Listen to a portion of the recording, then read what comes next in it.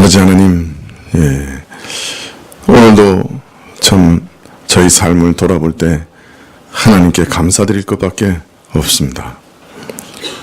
참 하나님께서 저희 모든 필요를 채워주시고 또 저희의 건강을 지켜주시고 또 저희 기도에 응답하시고 또 저희 영혼을 지켜주시고 저희 믿음을 지켜주셔서 또 오늘 저희가 이 자리에 나와 함께 예배드릴 수 있게 되었사온데 이 모든 일로 인해 하나님께 깊이 찬양드리고 감사드립니다.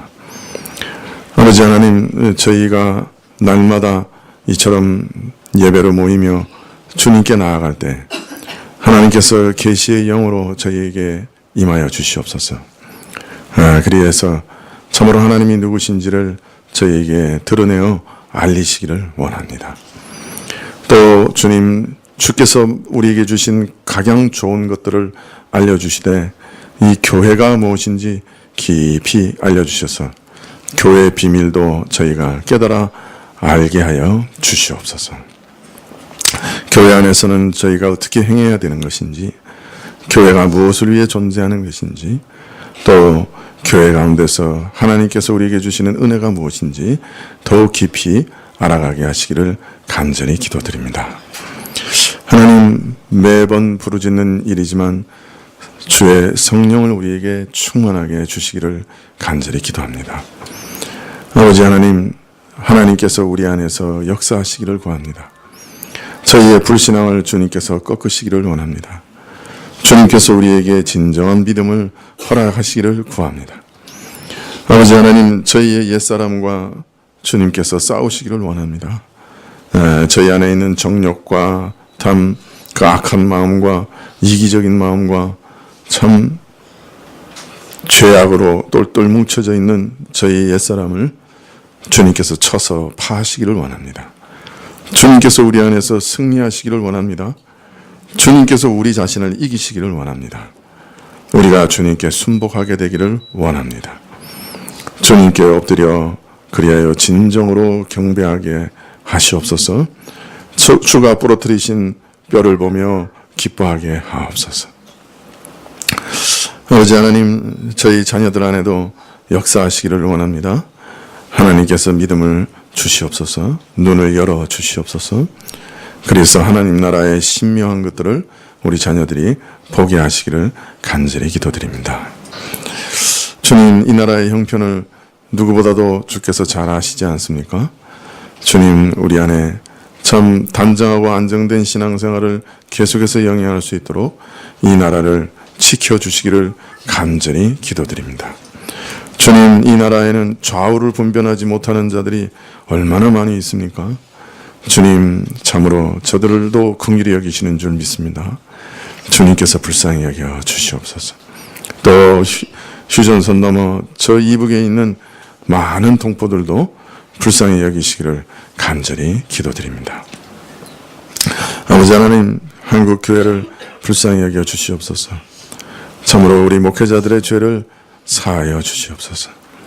저희도 장님이라 그렇사오니 주님께서 우리 눈을 열어 주시옵소서.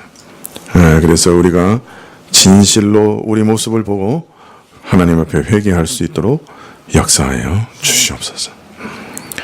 아버지 하나님, 오늘도 참으로 여러 가지 질병으로 인해 또 공고함으로 인해 주께 나오지 못한 자들이 있습니다. 한 사람 한 사람 찾아가시고 치료하여 주시고 새롭게 하여 주시옵소서. 주님, 저에게 주신 것들 그 일부를 주님께 드리면서 저희 자신이 주님의 것인 것을 고백하며 헌물 드렸사오니 주님, 저희 전부를 받으시고 저희 자녀와 저희 산업을 주의 것으로 인치시며 주님 보호하여 주시옵소서. 주님, 찬송을 받으시기를 원하고 말씀 가운데 주께서 역사하셔서 참으로 저희에게 말씀을 새겨주시기를 구합니다. 모든 것을 주께 의탁드리옵고 예수님의 이름으로 기도합나이다. 아멘. 말씀은 디모데후서 2장 1절부터 4절까지 말씀입니다.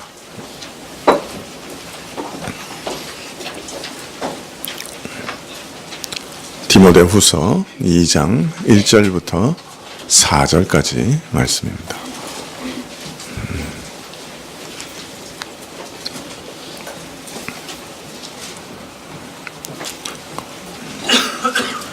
디모데후서 2장 1절부터 4절 찾으신 줄 알고 봉독해 드리겠습니다. 신약 344쪽인데요. 디모데후서 2장 1절부터 4절입니다. 내 아들아, 그러므로 내가 그리스도 예수 안에 있는 은혜 속에서 강하고 또 내가 많은 증인 앞에서 내게 들은 바를 충성된 사람들에게 부탁하라. 저희가 또 다른 사람들을 가르칠 수 있으리라. 내가 그리스도 예수의 좋은 군사로 나와 함께 고난을 받을지니 군사로 다니는 자는 자기 생활에 얽매이는 자가 하나도 없나니 이는 군사로 모집한 자를 기쁘게 하려 함이라. 아멘.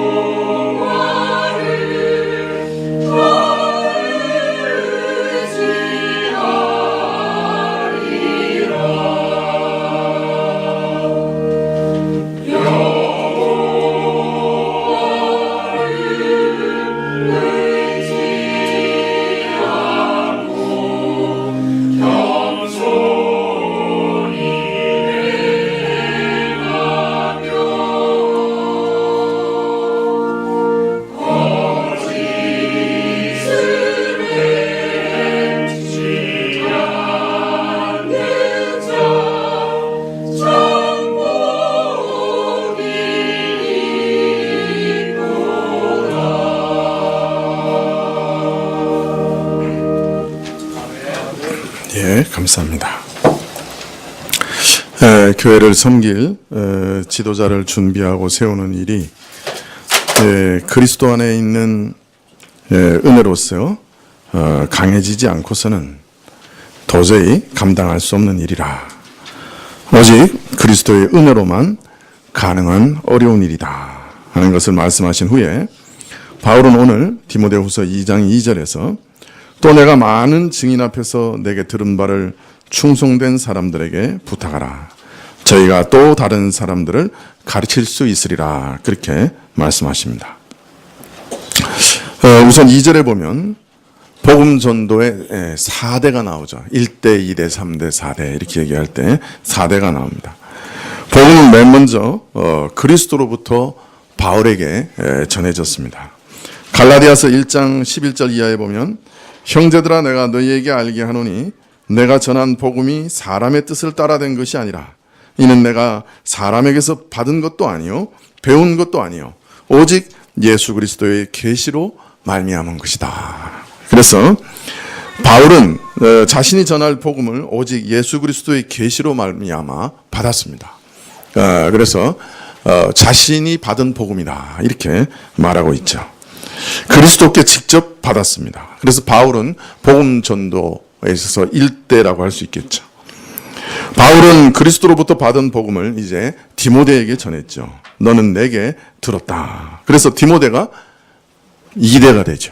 그리고 3대는 이제 디모데는 충성된 사람들에게 바울이 자신에게 전했던 복음을 부탁해야 했습니다. 그래서 이 충성된 사람들이 3대가 되겠습니다. 그리고 디모데에게서 배운 충성된 사람들은 이제 또 다른 사람들을 가르쳐야 했습니다. 이 또 다른 사람들은 4대라고 할 수 있겠죠. 그래서 바울에게서 디모데로, 디모데에서 충성된 사람들에게, 또 충성된 사람들에게서 또 다른 사람들에게 이렇게 복음은 전달되어야 한다. 이렇게 말씀하고 있습니다.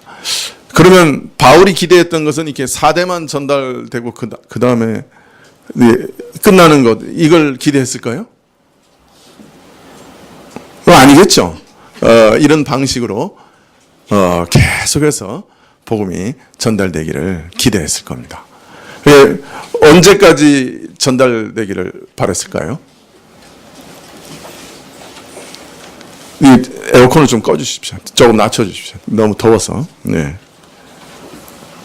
언제까지 지속되기를 바랬을까요? 예, 예수님 재림하실 때까지 이런 방식으로 복음이 전달되기를 지속되기를 바랬던 것이죠. 이처럼 바울이 디모데에게 그 영원한 그리스도의 복음을 의탁할 때 바울은 디모데 개인이나 그 시대만을 염두에 둔 것이 아니었습니다. 디모데를 넘어서 오고 오는 세대를 바라보고 있었죠. 마지막 그리스도의 재림까지 먼 역사를 내다보면서 앞으로 올 모든 신실한 자들에게 하나님의 말씀을 부탁하고 계셨던 것이에요. 그래서 이후 복음은 바울 사도가 부탁한 것처럼 올림픽 성화가 한 사람의 손에서 또 다른 한 사람의 손으로 넘어가듯이 복음은 계속해서 전해졌습니다. 이것을 통상 사도적 전승이다 또는 사도적 계승이다 이렇게 얘기를 하죠. 2000년 동안 교회는 이런 방식으로 복음이 이어져 왔습니다. 복음을 맡은 목회자에게 또 신실한 자들을 붙여주셔서 그 사람들에게 또 복음을 전달하고 그러면 또 그 다음 사람들이 또 그 다음 사람들에게 복음을 전달하는 그런 방식으로 복음은 이어져 왔던 거예요. 2000년 동안. 예. 참 인간적인 눈으로 보면 참 위험하고 또 어떤 면에서는 이게 참 가냘프기 그지없는 그런 방식이죠. 만약 이 복음의 체인 중에 하나도 끊어지면 어떻게 되겠어요? 이 귀중한 복음이 끊어지고 말겠죠. 예. 사실 교회 역사를 가만히 살펴보면 이 복음의 계승이 끊어질 뻔한 일들이 사실 아주 많았어요. 네. 초대교회 그 로마 제국 시대에는 10 황제가 교회를 핍박했습니다. 그 아주 핍박이 심할 때는 감독들이 하도 많이 죽어서 감독을 세우기가 무섭게 사라져 버렸죠. 네. 그래서 초대교회는 감독을 이렇게 지명하면 이 감독들이 나는 그 감당 못한다 그러고 도망도 많이 갔던 모양이에요. 그래서 전통적으로 교회 앞에 그 감독을 임명할 때 교회 문에다가 쇠사슬을 걸어놨답니다. 그래서 감독 지명된 사람이 도망갈 때 쇠사슬로 묶어서 다시 끌고 왔대요. 그 순교를 각오하지 않으면 그 감동이 못 됐으니까 그렇게 했던 거죠. 그래서 참 복음의 전승이 많이 위협을 받고 참 끊어질 뻔도 했죠. 또 로마 제국이 기독교를 공인하고 종교적 자유를 얻었을 때도 사실은 그 아리우스주의라든지 이런 이단들이 많이 일어났고 황제나 황후나 이런 그 정치적으로 아주 그 강력한 사람들이 그 이단을 지지하게 됐습니다. 그래서 그 교회 안에 바른 복음이 거의 소멸될 뻔한 그런 위기도 있었죠. 또 게르만 민족이 침입해 들어와서 온 유럽을 석권했을 때는 그 정말 그 복음이 다 없어져 버렸어요. 정말 저기 아일랜드에 있는 그 수도원에 참 아주 가냘프게 복음이 보존되고 그런 일들도 있었습니다. 중세 시대에 이르러서는 교회 안에 교황제도가 세워지면서 복음이 아주 희박하게 됐죠. 그 이후에 하나님께서 종교개혁의 은혜를 다시 주셔서 복음이 회복됐지만 또 17세기에 이르러서는 유럽의 신학교들 가운데 참 배교적인 그런 신학이 막 일어나서 그런 신학이 유럽을 막 휩쓸게 됐어요. 목회자를 키워내는 신학교가 다 그리스도를 반대하고 배도해 버렸으니까 거기서 나온 목회자들이 어떻게 했어요? 그 무슨 설교를 했겠어요? 그래서 지금 유럽이 저렇게 참 교회가 다 무너지고 이렇게 된 것은 바로 그런 그 신학교의 영향들입니다. 그래서 유럽 교회도 황폐하게 됐죠. 우리나라는 다행히 처음 복음이 들어올 때 미국 선교사들 중에 그래도 복음적인 신앙을 가진 분들이 많이 들어왔어요. 사실 온전치는 못했지만 그래도 복음적인 신앙을 가진 선교사님들이 많이 들어와서 그 어떤 면에서 복음이 전해졌어요. 그래서 복음이 전해지면 그 복음 안에 능력이 있으니까 교회가 부흥하게 되었죠. 근데 일본은 불행하게도 그 우리보다 소금 문물을 훨씬 빨리 받아들였잖아요. 그래서 빨리 개화하고 그래서 미국에서부터 그 신학을 받아들인 게 아니고 이 사람들은 직접 유럽까지 가서 유럽에서 기독교를 수입해 들어왔어요. 그런데 그 당시 유럽 신학교들이 전부 그 복음적이지 않았기 때문에 일본은 어떤 면에서 유럽에 직접 가서 도입하다 보니까 그 결과 복음과는 아주 동떨어진 그런 신학을 수입해 왔습니다. 그래서 그 결과 지금 그 복음이 아니니까 그 일본 내에서는 복음이 뿌리를 내리지 못했어요. 그래서 일본은 그 뭐 1억이 훨씬 넘는 인구를 가지고 있는데도 지금도 교회 나가는 사람이 30만이 안 돼. 한 30만 정도 될까요?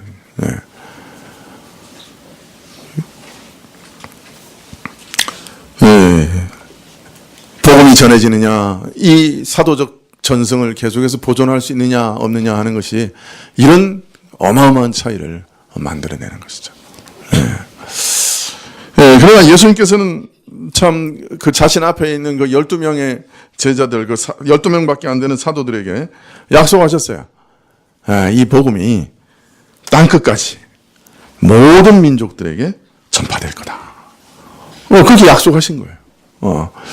참, 그 12명밖에 안 되는 사도들 앞에서 예수님께서 그 말씀을 하실 때, 참 그 옆에서 누가 만약에 그 얘기를 들었다고 하면 그 믿을 사람이 누가 있었겠어요?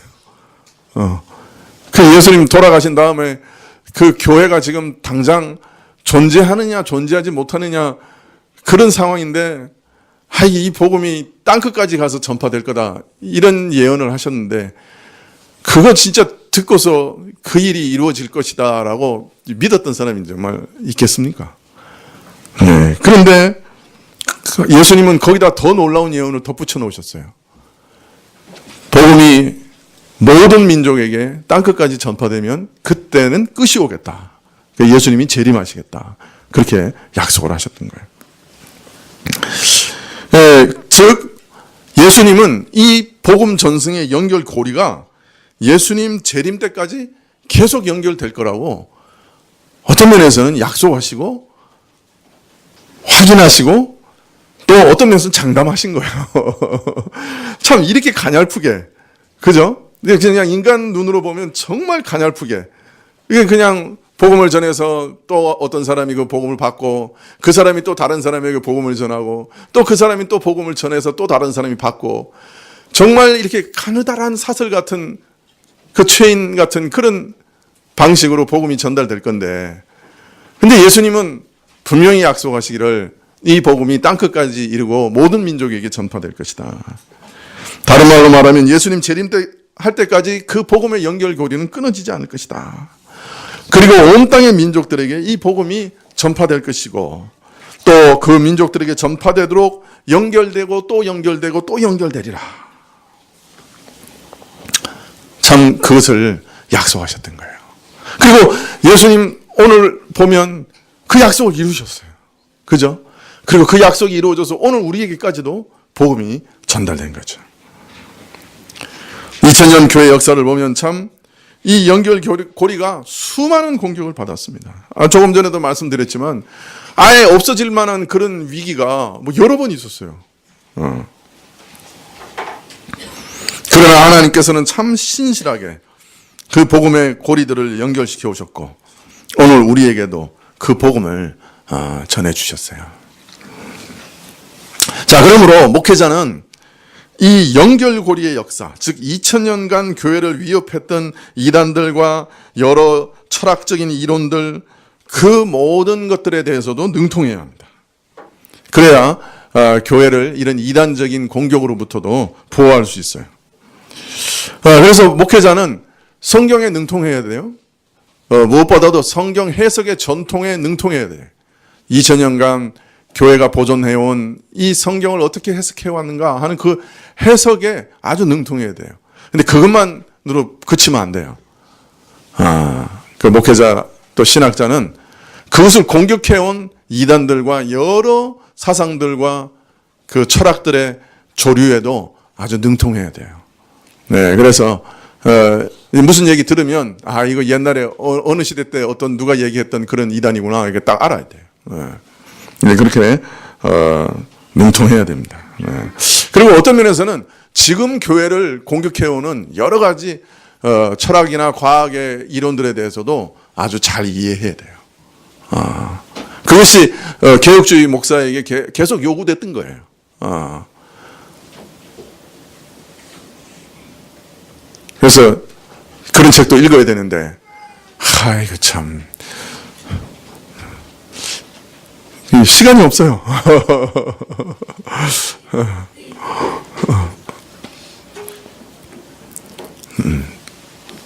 꼭 읽고 싶은 책들이 몇 권 있어서 사다 놨는데 아직도 못 읽고 있어요. 그 도킨스의 이기적인 유전자 이런 거 빨리 읽어야 되는데 읽지를 못하고 있어요. 이거 참 괴로워요. 하여튼 제목만 봐도 알아요. 유전자에게 인격이 있어요. 이기적이니까. 참 신이에요. 유전자가. 바울은 오고 오는 세대에 이 복음이 이어질 것을 내다보았지만, 그러나 마지막 예수님 재림 전에 있을 큰 위기도, 이 체인이 정말 끊어질 것 같은 위기도 내다보고 있어요.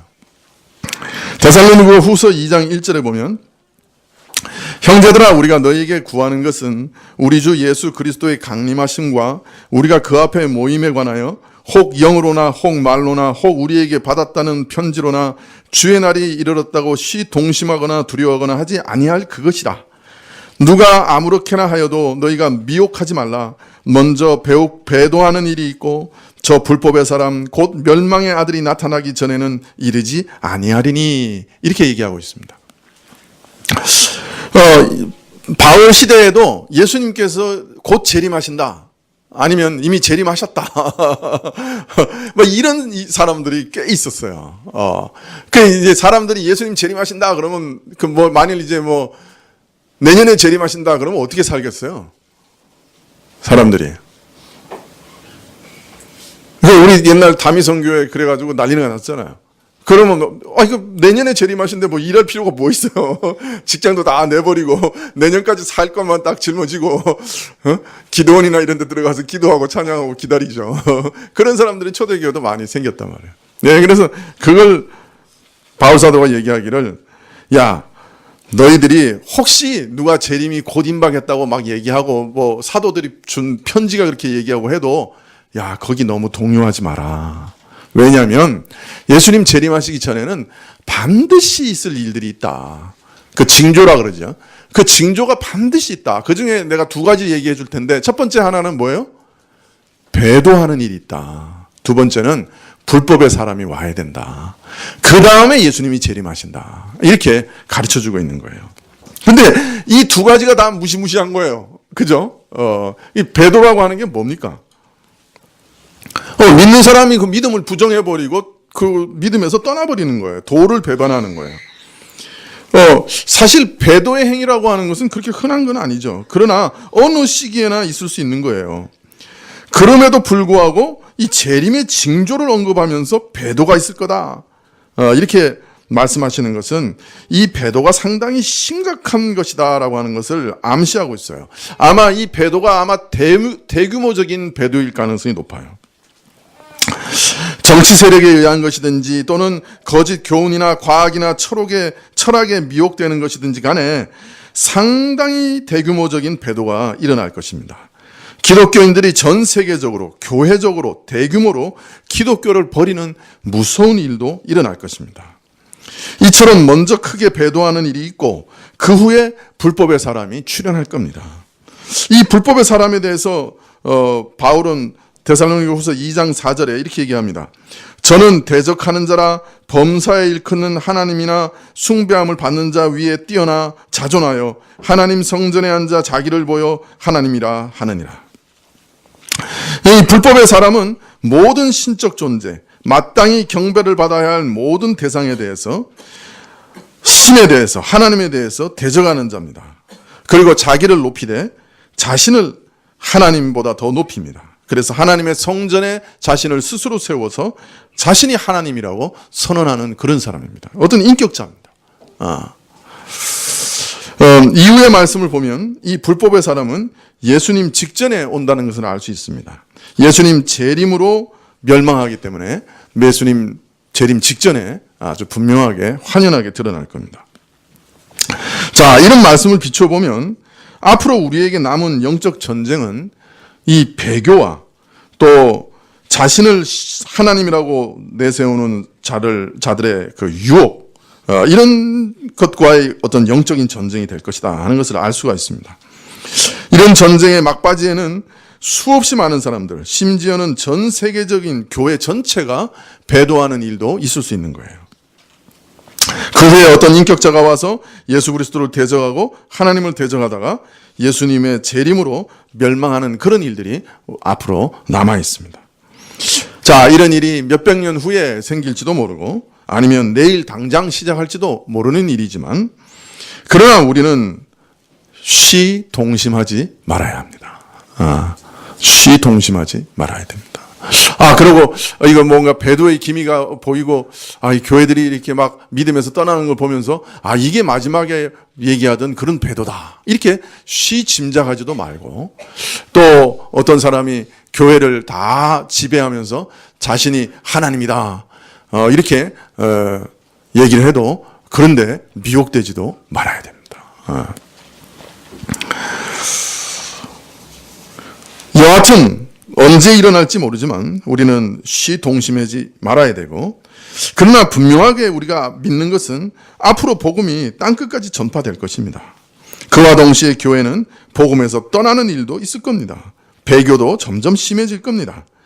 복음의 연결고리가 정말 끊어지는 것처럼 위협을 당하게 될 겁니다. 이전에 위협당하던 것보다 더 강하게, 더 무섭게, 더 험악하게 위협을 당할 겁니다. 그러나 우리 예수님께서 이 복음의 고리를 마지막까지 지키실 줄 우리는 또한 믿습니다. 사실 지금 전 세계를 보면 복음이 거의 모든 민족에게 전파되어 있는 것이 사실입니다. 뭐 정말 복음이 안 들어간 민족이 거의 없습니다. 뭐 부탄이나 이런 몇 개 남았는데 또 부탄에 있는 사람들도 미국 뉴욕에 삽니다. 그 민족도. 그러니까 또 미국에서도 전파가 되고. 그러니까 사실은 복음이 안 들어가는 민족이 거의 없을 지경입니다. 우리가 이슬람권 같은 경우는 전부 그 이슬람이 다 차지하고 있는 것 같아도 또 그 나라들이 원래는 다 초대교회 교회가 부흥했던 지역이잖아요. 거기도 다 믿는 신자들이 있습니다. 이집트에도 있고 이라크에도 있고 시리아에도 있고. 그래서 시리아에서 이번에 IS인가 하는 사람들에게 많이 죽임 당하기도 하고 그랬잖아요. 이란에도 기독교인들이 상당히 많이 있습니다. 파키스탄에도 있고. 사실 기독교가 안 들어가 있는 민족이 거의 없습니다. 또 교회의 모습도 어떤 면에서는 전 세계적인 배도가 이미 시작되었거나 아니면 일보 직전이라고 말해도 과언이 아닐 정도입니다. 교회의 어두움은 너무나 깊어서 마치 종교개혁 이전의 중세시대와 비견된다, 그렇게 생각이 듭니다. 손봉호 교수님은 우리 한국교회 모습을 보고 중세시대보다 더 못하다, 그렇게 얘기도 하시던데요. 지금 우리가 깨어나야 됩니다. 사실은 이게 좀 경각심을 가져야 될 필요가 있어요. 지금 과학이나 이 세상의 모든 학문이나 사상이 기독교를 공격하고 있습니다. 왜냐면 마귀가 처음에 공격했던 게 뭡니까? 하와에게 맨 처음에 공격했던 게 뭐예요? 하나님의 말씀이었잖아요. 하나님의 말씀이 이거 먹으면 죽는다 그랬는데 그걸 부정한 거잖아요. 그러니까 하나님의 말씀에 대한 의혹과 의심을 불어넣은 거예요. 그래서 타락시킨 거잖아요. 마지막 최후의 마귀의 계계도 다른 게 아니에요. 하나님의 말씀만 의심하면 되는 거예요. 하나님 말씀만 불신앙해서 받아들이지 않으면 되는 거예요. 그렇기 때문에 하나님 말씀을 불신앙할 수 있는 모든 이론과 모든 사상 철학들을 어마어마하게 지금 만들어내는 거예요. 우리 학생들이 지금 학교에서 배우는 것도 다 그런 거예요. 사실은 그런 철학을 배우고 있는 거예요.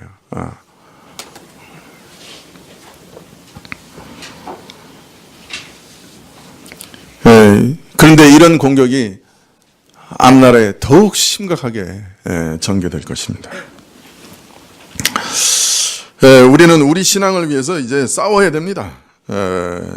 저도 이 시련과 시험을 이기기 위해서, 믿음을 지키기 위해서 성경의 진리와 종교개혁 시대 교회가 발견한 복음을 알려고 노력하고 있습니다. 사실 이거 제가 살려고 하는 거예요. 우리는 우리가 살기 위해서 복음의 연결 고리를 귀중하게 생각하고 잘 보존해야 합니다. 그리고 이것을 끊으려고 하는 무서운 시험과 전쟁에서 승리해야 되는 것이죠. 자, 그런데 바울은 오늘 말씀 2절에서 내가 내게 들었다고 말씀하시면서 그 사이에 이상한 말을 하나 집어넣어놨어요.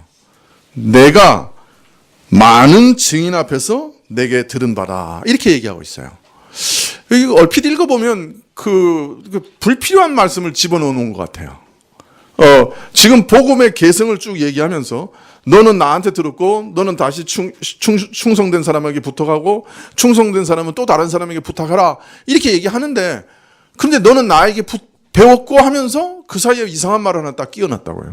그럼 뭐라고 했어요? 내가 많은 증인 앞에서 내게 들었다, 이런 말이 끼어들어 있어요. 많은 증인 앞에서라는 말을 삽입하고 있어요. 그걸 왜 이상하게 필요 없는 말 같은 말을 여기다 끼워놨을까요? 이게 무슨 의미일까요? 네가 많은 증인 앞에서 내게 들었다, 이렇게 얘기해요. 우선 이 뜻은 디모데가 바울에게 복음을 들을 때 혼자 들었어요? 아니면 여러 사람하고 들었다는 거예요? 네? 여러 사람하고 같이 들었다는 거예요. 여러 사람들하고, 많은 사람들하고, 많은 증인들하고 같이 들었다는 거예요. 다른 말로 말하면 디모데는 바울에게 복음을 전달받을 때 비밀스럽게 전달받은 게 없어요. 모든 사람들 앞에서 전달받은 거예요. 이것이 초대교회에서는 굉장히 중요한 이슈가 됐어요. 초대교회 영지주의 이단들이 일어났는데, 이들은 뭐라고 주장했냐면 자신들이 사도들로부터 받은, 사도들로부터 자신들만 받은 비밀 전승, 비밀 계시를 가지고 있다, 이렇게 주장을 했어요.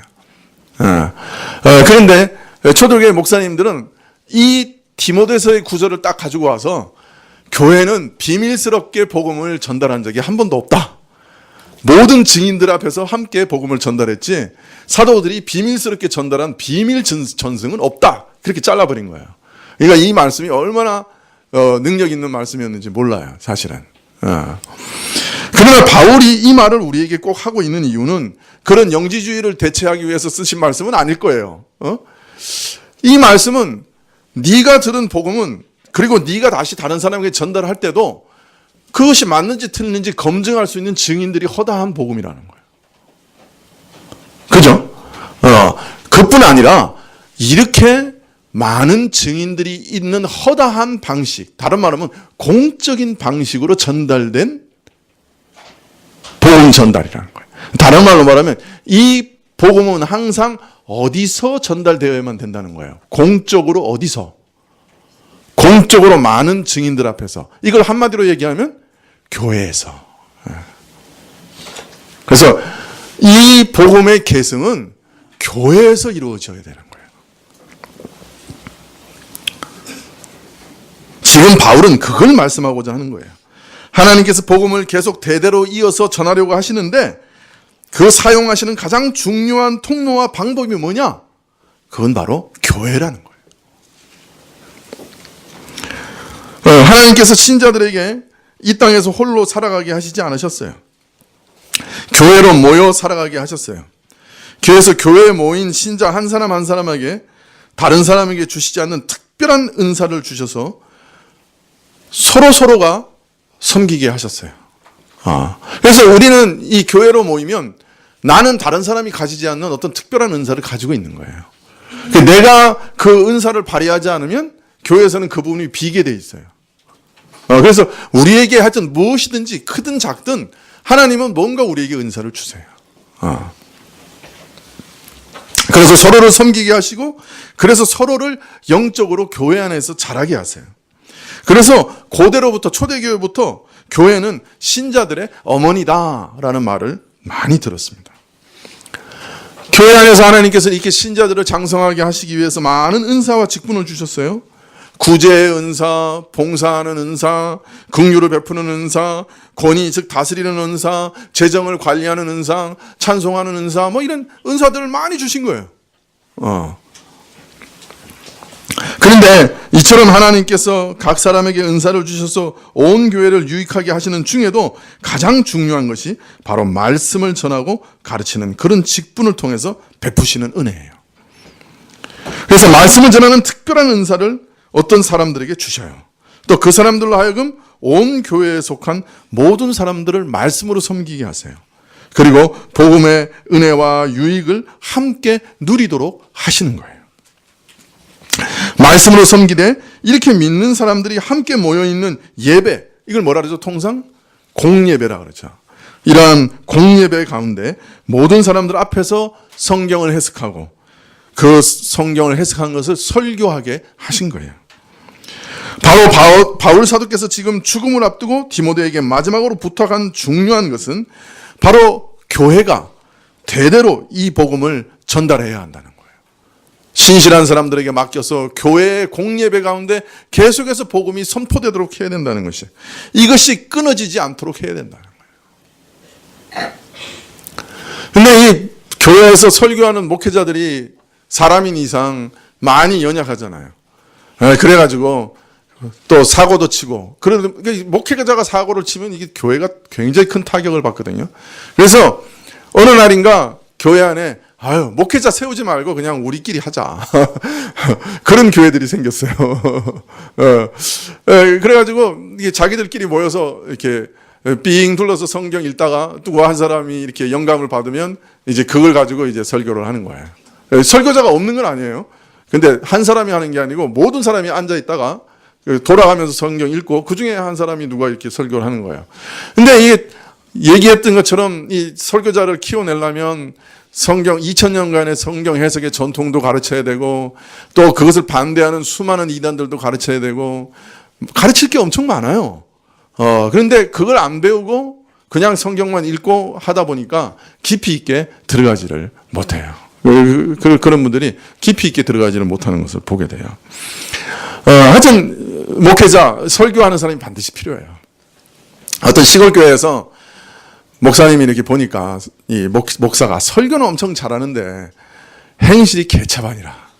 그래가지고 하나님께 기도했대요. 하나님, 설교 못해도 좋으니까 인격이 된 사람 보내주세요. 아니나 다를까 하나님께서 교체해 주셨대. 새로 오신 분은 인격이 비단결 같았대. 근데 설교를 못하시더래. 아니나 다를까. 그 장로님이 한참 견디다가 나중에 깨달은 거는 인격이 개차반이 차라리 낫다. 설교를 못하는 목사는 짓지 못하는 개구나. 그렇게 깨달았다는 얘기를 들은 적이 있습니다. 물론 교회 안에서는요, 하나님의 말씀을 다음 세대에 전달하는 또 다른 기관을 두셨어요. 그게 뭘까요? 이 목회자 외에 하나님의 말씀을 또 다음 세대에 전달하는 기관을 또 두셨어요, 교회에. 그게 뭘까요? 예? 가정이요. 가정. 그래서, 이 믿는 가정에서 부모가 사랑하는 자식을 앞에 두고 자식을 항상 위해서 기도하고 또 자식들 앞에서 하나님 말씀 전하는 것만큼 이것만큼 귀중한 건 없어요. 이걸 다른 것으로 대체할 수 없을 정도로 귀중한 거예요. 물론 자녀들은 엄청 싫어하겠지만, 그러나 가정 예배 드리면서 참으로 부모가 말씀을 해석하고 그 말씀을 자녀들에게 전달하는 것만큼 귀중한 건 없어요.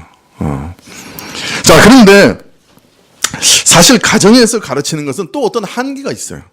가족들 중에 일부만 믿는 경우도 있고 가장이 안 믿을 수도 있어요.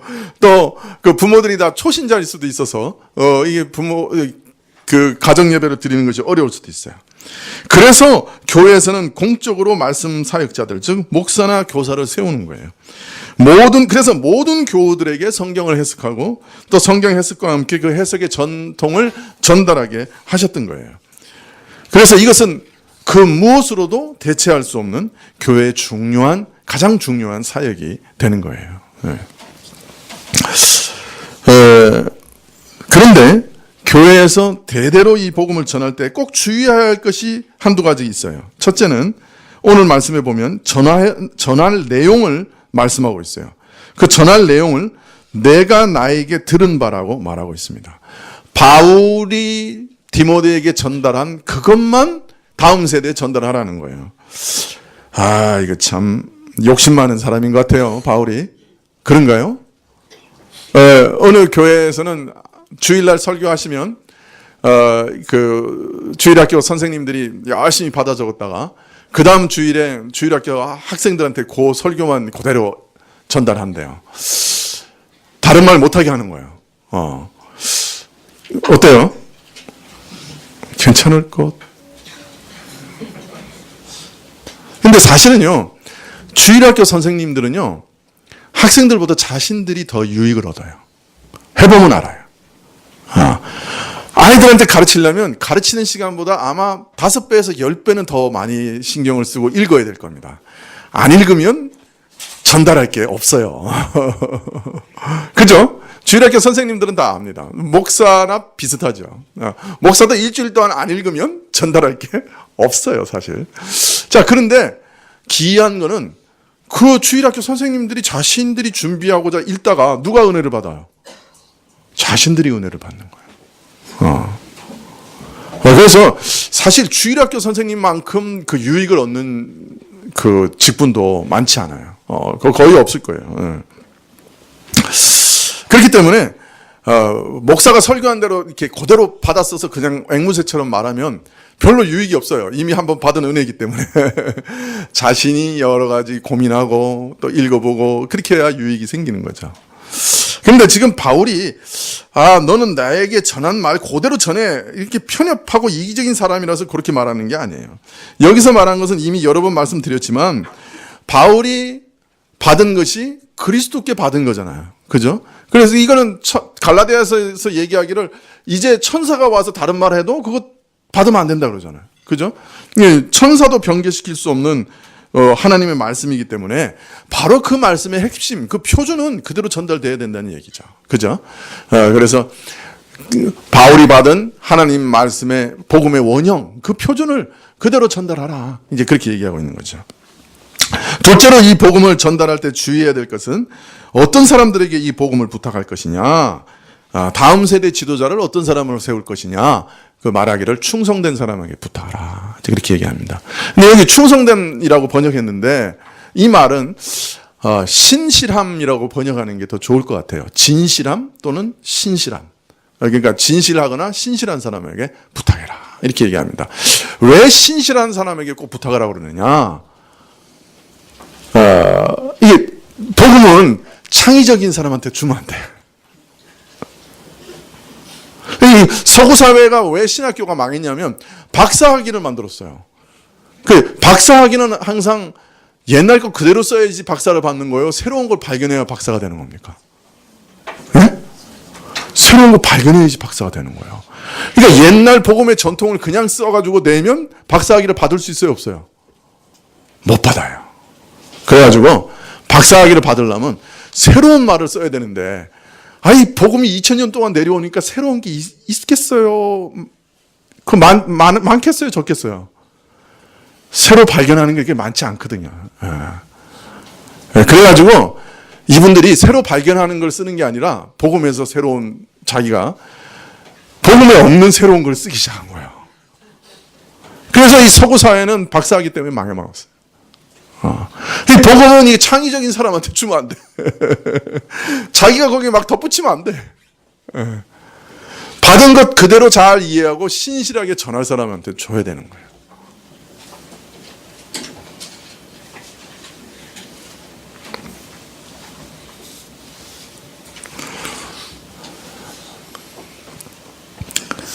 자, 이 디모데전서 3장에 보면 이 감독들에 대한 장로, 특별히 말씀 전하는 장로들에 대해서 어떤 자격을 갖춰야 되느냐 쭉 얘기하고 있어요.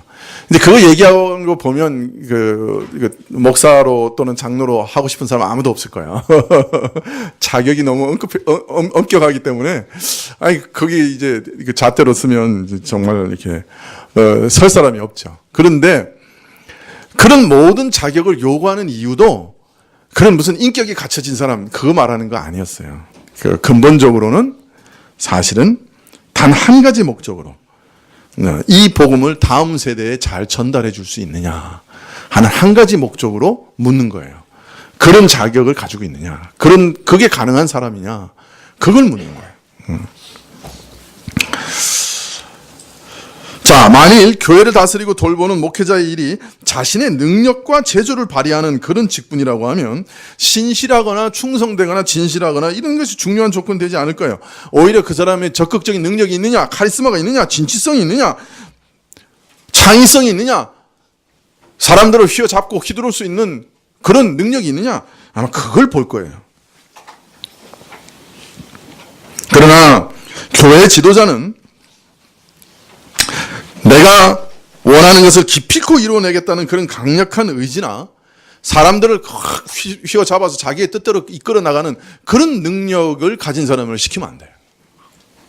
왜냐하면 교회 지도자는 자기만 하면 안 되는 사람이에요. 하나님 말씀을 전하는 사람이에요. 자기 능력으로 자기 뜻을 펼쳐서 이루는 그런 사람이 아니에요. 오직 하나님의 뜻을 따르며 하나님의 능력으로 이루고자 하는 사람이에요. 이런 직분을 맡은 사람에게 요구되는 가장 중요한 조건은, 필수적인 조건은 그의 어떤 의지력이나 능력이나 카리스마가 아니라 사실은 사심없이 하나님 뜻을 쫓고 하나님의 뜻을 그대로 전달하는 능력이에요. 근데 우리나라 교회는 이게 70년대, 80년대 접어들면서 이게 재벌들을 닮기 시작했어요. 이거 재벌이 보니까 좋잖아요. 돈도 많이 모으고 능력도 많고 막 그러니까. 그래서 교회도 재벌처럼 되는 걸 좋아했어요. 사람 많이 늘리고 교회 크게 짓고 교회 안에서도 돈 많이 생기고 이걸 최고의 목표로 삼았어요. 그렇기 때문에 그거 하려면 카리스마 있는 사람 한번 잡으면 확 이끌어갈 수 있는 사람, 한번 일을 딱 목적을 지으면 반드시 이루어내는 사람, 교회 짓겠다 그러면 지어내는 사람, 그게 필요한 거예요. 저는 교회 새로 인테리어 하겠다 그러는데 벌벌벌 떨었어요. 의자 늘여놨다가 거기 사람 어떻게 채울까? 벌벌벌 떨었어요. 전혀 안 기뻤어요. 정직하게 얘기하면. 이런 사람하고 같이 신앙생활을 하니까 여러분, 저 옆에 있는 교회처럼 크리라고는 뭐 기대 안 하시죠? 네. 사실 우리가 뜨겁고 열정적이고 이런 사람 보면 이거 저 사람 신학교 보내서 목사로 세워야 되겠다, 이런 생각 많이 하죠. 그러나 열정적인 사람이 잘못되면 더 심각한 문제가 돼요. 더 큰 해를 끼쳐요. 내가 어떻게 세운 목적을 위해서 교인들을 확 이끌어가기 위해서 뜨거운 열정을 가지고 오류를 막 전달하면 얼마나 심각하게 변하는지 몰라요. 교회가. 그래서 여러분, 이제 앞으로 이 교회 목회자를 다시 세우실 때도 잘 봐야 돼요. 세상에서 유능하고 그냥 이렇게 카리스마 있고 그냥 뭔가 일을 해낼 만한 사람 찾지 마세요. 박형 목사가 전혀 그렇지 않기 때문에 다음번에는 좀 그런 사람 세우자, 이럴 가능성 충분히 있어요. 우리 교회도. 충분히 있어요. 그래서 제가 지금도 누누이 미리 부탁드리는 거예요. 그런데 현혹되지 마세요. 마음이 신실해야 돼요. 받은 것을 그대로 전하고 자신의 뜻을 이루려고 하는 것이 아니라 하나님 뜻만 이루고 하나님이 전하신 말씀만 전하려고 하는 신실함이 참으로 중요해요. 여러분 꼭 기억하세요. 네. 왜 아멘이 안 나와요?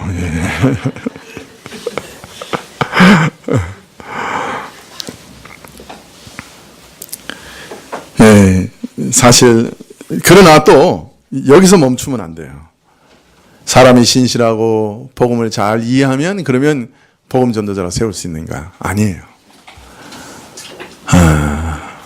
우리가 1장 1절에 이제 2장 1절에 이미 배웠잖아요. 그리스도께서 주시는 은혜로만 이게 가능해요. 그래서 사실은 신실하고 복음을 잘 이해한 것 더해서 그리스도께 온전히 엎드려서 그리스도의 능력으로만 사역하려고 하는 사람이 필요해요. 참 어려워요. 많이 신학을 배운 사람은 그거 의지하고요. 세상 능력 많은 사람은 또 자기 능력 의지하고 하나님께 참 엎드려서 절망하면서 이런 일은 참 사람이 할 수 없습니다. 고백하면서 매일 하는 것이 참 쉽지 않아요. 그런 사람 찾기가 참 쉽지 않아요. 네. 여러분 우리 교회 와서 보면 참 이상하잖아요. 무슨 일을 하려고 그러면 자원하는 심령으로 하십시오 그런다고요.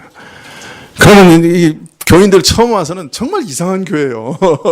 다른 교회에서는 막 봉사하라고 부추기고 안 하면 뭐라 그러고 야단치고 또 봉사하는 것이 하나님 축복받는 지름길이라고 가르치는데 우리 교회에서 뭐 봉사하려고 그러면 조심하세요. 자원하는 마음으로만 하십시오. 이러니까 맥 빠지고 해야 되는 거야 말아야 되는 거야. 그러나 여러분 정말 하나님을 섬기는 그 봉사의 일이 얼마나 귀중한가 몰라서 그런 얘기하는 건 절대로 아닙니다. 그러나 내 만족이나 어떤 성취감이나 하나님 어떤 복 받기 위해서 참 허둥지둥 하는 일이 되지 않기 위해서 그렇게 말씀드리는 거예요. 하나님 앞에서 봉사하는 일이 너무너무 귀하고 그 가치가 영원한 것이기 때문에 그것을 빼앗기지 않게 하기 위해서 그렇게 말씀드리는 거예요. 여러분 성경에 보면 이 복음 전도의 일만큼 중요하고 아름다운 일이 없지만 이거마저도 이기적인 야심에서 야망에서 얼마든지 할 수 있다고 얘기해요. 헛된 영광을 위해서 사람의 칭찬과 인정을 받기 위해서 얼마든지 할 수 있대요. 교회 봉사일도 마찬가지예요. 열심히 하고 뭐든지 잘 해낼 수도 있어요. 그러나 동기와 목적이 발라야 돼요. 거기 그리스도를 사랑하는 마음이 있어야 돼요. 거기 내가 뭔가를 얻기 위해서 하는 게 아니어야 돼요. 쓸모없는 죄인을 구원해 주신 그 은혜의 감격에서 그리스도로 말미암아 새 사람 되게 하셔서 새로운 목적을 가지고 살게 하신 그 일을 감사하며 기뻐하며 감당하는 은혜가 있어야 돼요. 그리스도를 사랑하면서 오직 그리스도를 그분께 감사하기 위해서만 봉사하는 거예요. 내가 손해를 봐도 다른 사람이 알아주지를 않아도 심지어는 나를 욕해도 그리스도만 사랑하고 그리스도만 알아주시면 된다. 그 마음으로 할 수 있어야 돼요. 그래야 진정한 유익이 되는 것이에요. 그래야 다른 사람에게도 유익이 돼요. 그렇지 않으면 봉사를 하면서 다른 사람도 죽고 나도 죽는 이상한 일이 벌어져요. 교회 안에서. 하면 할수록 그런 일이 벌어져요.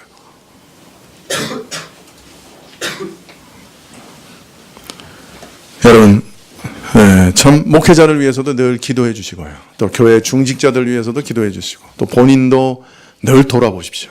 무슨 일을 할 때도 돌아보십시오. 내가 어떤 동기로 이 일을 하려고 하는가. 또 잘못된 동기로 우리 엄청 일 많이 합니다. 아니 일 안 하면 교회가 돌아갑니까? 그냥 눈에 보이니까 일합니다. 그러나 나중에 보면 잘못된 동기예요. 그래도 또 회개하는 겁니다. 또 회개하고 또 동기를 바꿔달라고 회개하고 또 바꿔달라고 또 기도하고 그러면서 일을 하는 겁니다. 그러나 그 돌아봄이 없으면 회개가 없으면 아주 심각해집니다. 내가 뭐든지 한 것 같고 내가 자랑하게 되고 그걸 하지 않는 사람들을 업신여기게 되고 뭐 별의별 이상한 일들이 막 벌어집니다.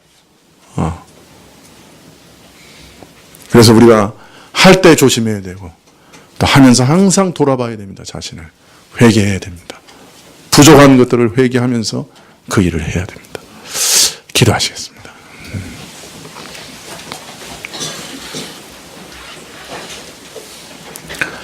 아버지 하나님, 교회에서 봉사하고 섬기고 다른 사람의 영혼을 위해 일하는 것이 얼마나 귀중한 것인지요.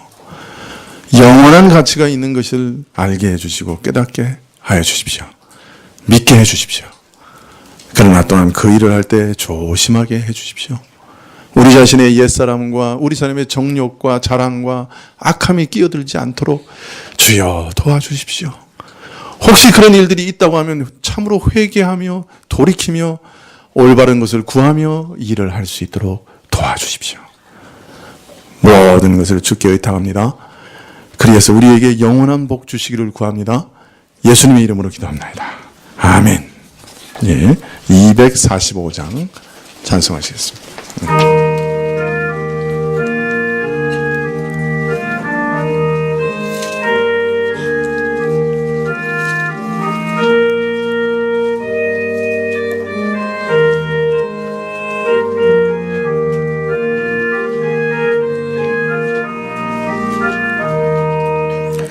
시온 성과 교회 그의 영광 한없다.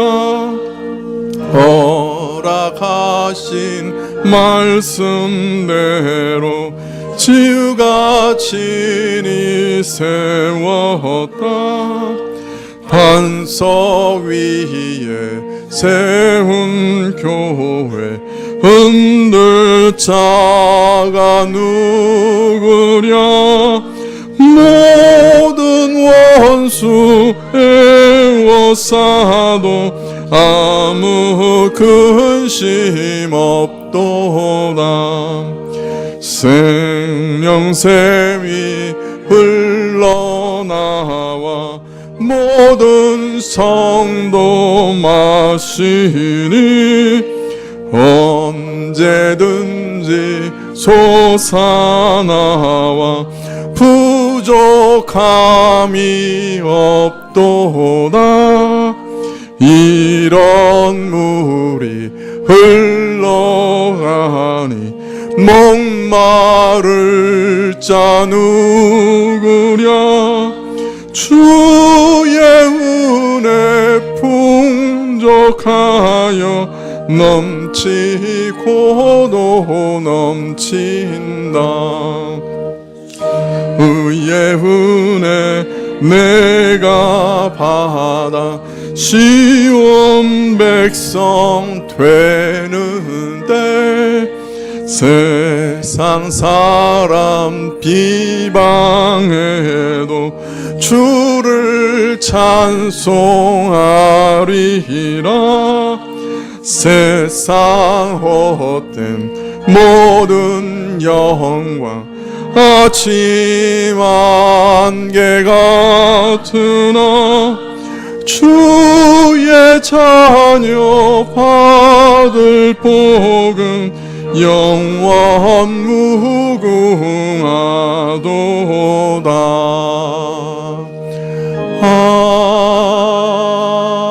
아멘. 예, 기도하시겠습니다. 지금은 우리 주 예수 그리스도의 은혜와 하나님 아버지의 그 크신 사랑과 이 은혜와 사랑을 깨닫게 하시고 누리게 하시는 성령님의 교통하시고 역사하심이 복음의 귀한 전승을 이어가기를 힘쓰고자 기도하며 머리 숙인 주의 백성들 위해 지금부터 영원까지 함께 계실지어다. 아멘.